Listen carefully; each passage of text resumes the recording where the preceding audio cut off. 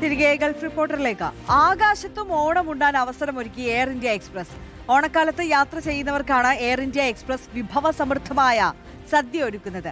18 മണിക്കൂർ മുമ്പ് വരെ ഓണസദ്യ മുൻകൂട്ടി ബുക്ക് ചെയ്യാനാകും. ഓണസദ്യയുടെ ഉദ്ഘാടനം സാംസ്കാരിക വകുപ്പ് മന്ത്രി PC വിശ്വനാഥ് നിർവഹിച്ചു. ഈ ഓണക്കാലത്ത് കേരളത്തിൽ നിന്നും വിവിധ രാജ്യങ്ങളിലേക്കും തിരിച്ചും യാത്ര ചെയ്യുന്നവർക്കാണ് ആകാശത്ത് വെച്ച് ഓണം ഉണ്ണാനുള്ള അവസരം എയർ ഇന്ത്യ എക്സ്പ്രസ് ഒരുക്കുന്നത്. ഈ മാസം 15 മുതൽ 31 വരെ യാത്ര ചെയ്യുന്നവർക്ക് യാത്രയ്ക്ക് 18 മണിക്കൂർ മുൻപ് വരെ എയർ ഇന്ത്യ എക്സ്പ്രസിന്റെ വെബ്സൈറ്റിലൂടെയും മൊബൈൽ ആപ്പിലൂടെയും ഓണസദ്യ മുൻകൂർ ബുക്ക് ചെയ്യാനാകും. പരമ്പരാഗത രീതിയിൽ വാഴയിലയിലായിരിക്കും വിഭവസമൃദ്ധമായ സദ്യ നൽകുക. മട്ട അരി, നെയ്യ്, പരിപ്പ്, തോരൻ, എരിശ്ശേരി, അവിയൽ, കൂട്ടുകറി, സാമ്പാർ, ഇഞ്ചിപ്പുളി, മാങ്ങ അച്ചാർ, ഏത്തയ്ക്ക ഉപ്പേരി, ശർക്കര വരട്ടി, പാലട പ്രഥമൻ തുടങ്ങിയവയാണ് എയർ ഇന്ത്യ എക്സ്പ്രസ് ആകാശത്തൊരുക്കുന്ന ഓണസദ്യയിലുണ്ടാവുക. കസവ് കറിയുടെ ഡിസൈനിൽ തയ്യാറാക്കിയ പ്രത്യേക പാക്കറ്റുകളിലായിരിക്കും സദ്യ യാത്രക്കാരുടെ കയ്യിലെത്തുക.